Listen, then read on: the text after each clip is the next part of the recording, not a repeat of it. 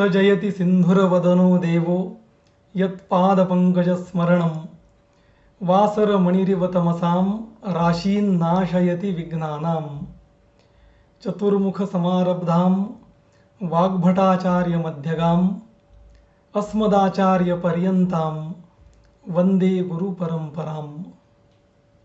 नमस्काराः, सभी को मेरा नमस्कार। चरक संहिता, सुश्रुत संहिता, अष्टांग हृदय, अष्टांग संग्रह और अन्य जो लघुत्रयी के आयुर्वेद के ग्रंथ हैं, इन सभी ग्रंथों का अध्ययन एक आयुर्वेद के चिकित्सक को, एक आयुर्वेद के विद्यार्थी को और एक संशोधक को परम आवश्यक होता है। ये सभी जो ग्रंथ हैं वो संस्कृत भाषा में लिखे गए हैं, इसलिए इन ग्रंथों के अध्ययन के लिए कुछ और चीज़ों के अध्ययन की अतीव आवश्यकता होती है। जैसे कि संस्कृत में है तो संस्कृत भाषा का अच्छा ज्ञान होना इसके लिए बहुत आवश्यक होता है। ये ग्रंथ जिन आचार्यों ने लिखे हैं, तो लिखते समय इन ग्रंथकारों ने कुछ और तत्वों का उपयोग किया है। वो अगर तत्व बिना समझे हम पढ़ेंगे तो भी इन संहिताओं का पूरा जो अर्थ है उसका ग्रहण हम नहीं कर पाएंगे। जैसे कि एक तंत्र युक्ति होती है, तो तंत्र युक्तियों का उपयोग करके आचार्यों ने ग्रंथों की रचना की है। ताच्छील्य का भी वहाँ पर उपयोग किया है, अर्थाश्रयों का उपयोग किया है, संस्कृत व्याकरण का उपयोग किया है, छंदों का उपयोग किया है। तो जितनी भी चीज़ें उन्होंने उपयोग में लाई है और ग्रंथ रचयन किया है, उन सभी का अगर हम उपयोग करेंगे तभी उन ग्रंथकारों की जो मूल मंतव्य थे वहाँ तक हम पहुँच पाएंगे। तो आज हम ये जो YouTube चैनल है इसके माध्यम से आयुर्वेद के ये जो बृहत्त्रयी और लघुत्रयी ग्रंथ हैं इनका हम क्रमशः अध्ययन करेंगे और एक एक श्लोक लेकर के उस श्लोक को कैसे समझा जा सकता है उसको हम बहुत ही सरल भाषा में, सरल पद्धति से विश्लेषण करने का प्रयत्न करेंगे। तो जैसे कि अभी हमने कुछ तत्व यहाँ पर बताए कि व्याकरण आवश्यक है, तो कोई भी अगर श्लोक हमने पढ़ा तो सबसे पहले उसको यथावत पढ़ना बहुत आवश्यक होता है। यथावत पढ़ना आना बहुत आवश्यक है कि बिना तोड़े पहले उसको पढ़ना चाहिए। कि कोई भी एक श्लोक ऐसे पढ़ेंगे तो उसको संहिता पाठ कहा जाता है। इस संहिताओं में जिस प्रकार से लिखा गया है उसको, उन श्लोकों को उसी प्रकार से पढ़ना, बिना तोड़े, बिना संधि विच्छेद किए उसको पढ़ना संहिता पाठ कहा जाएगा। और वो पाठ जब करेंगे तो उसके बाद उसका पद पाठ करना आना चाहिए, आवश्यक होता है कि एक एक पद अलग करके, भिन्न भिन्न करके उसको पढ़ना, ये उसकी दूसरी श्रृंखला में अवस्था होगी, स्टेप होगी।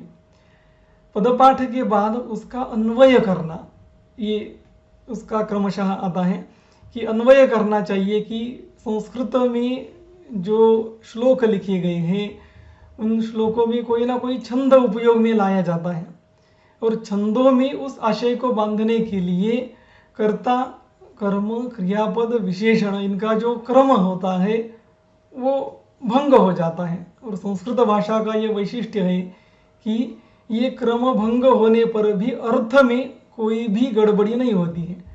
इसलिए अन्वय करते समय हमें क्या करना है कि जैसे हम एक वाक्य बोलते हैं उस क्रम में उस श्लोक के शब्दों को हमें लाना होता है।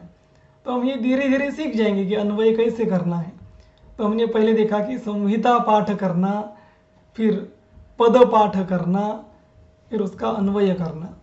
इसके बाद उसका एक सरल अर्थ क्या निकलता है उसको समझने के लिए एक एक शब्द तक हमें जाना होगा।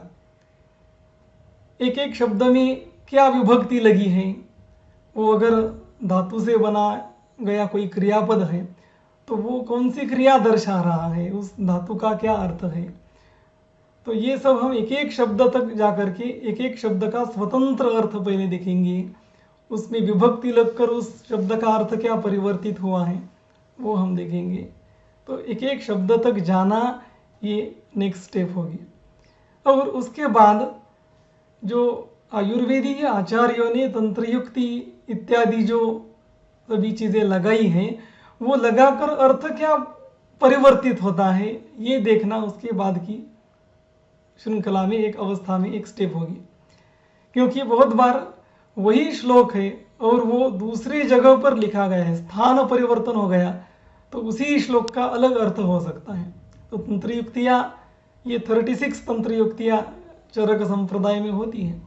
तो उनमें से हर एक श्लोक में बहुत सारी तंत्र युक्तियाँ लगेगी, इसलिए कितनी तंत्र युक्ति वहाँ पर हम लगा सकते हैं और उनको लगाने के बाद क्या अर्थ में परिवर्तन आ जाता है ये देखना नेक्स्ट उसकी स्टेप होती है। और उसके बाद अनुभव के आधार पर अगर हम देखेंगे कि वो श्लोक हेतु लिंग या औषध स्कंध किस सूत्र का है, किस स्कंध का है, उसके आधार पर हम क्लिनिकल उसका अगर इंटरप्रिटेशन करेंगे तो और अलग अर्थ उसमें उस परिप्रेक्ष्य में निकलते हैं। इसलिए चरकादि ये ग्रंथ बहुत ही गहन ग्रंथ है और हम जितने दूसरे शास्त्र पढ़कर हम इन ग्रंथों को पढ़ेंगे उतना अच्छा हम इन ग्रंथों को समझ पाएंगे। अगर हम सुश्रुत के शब्दों में कहेंगे तो एकम शास्त्र मधीयानो न विद्या शास्त्र विस्तरम, कि एक शास्त्र केवल हमने व्याकरण ले लिया और वो पढ़कर हम अगर आयुर्वेद के ग्रंथों को समझने का प्रयत्न करेंगे तो वो केवल एक शास्त्र की दृष्टि से ये ग्रंथ अगर पढ़ेंगे तो वो केवल एक ही ज्ञान हमें हो सकता है। इसलिए हमें व्याकरण भी चाहिए, ये जो दर्शन शास्त्र है इनका भी हमें अध्ययन अच्छी तरह से करके पढ़ना चाहिए। उसके बाद जो अन्य तंत्र होते हैं, परतंत्र का अवलोकन करके भी ये शास्त्र पढ़े जाते हैं कि चरक को छोड़कर आयुर्वेद में अन्य तंत्र कौन से हैं उनको पढ़कर बार बार फिर से चरक पढ़ना, वाग्भट पढ़ना, या चिकित्सा शास्त्र के जो अन्य उपांग है उनको पढ़कर फिर आयुर्वेद पढ़ना। तो ये सब हम जितना करेंगे उतनी इन शास्त्रों के जो अर्थ है वो खुलते जाएंगे।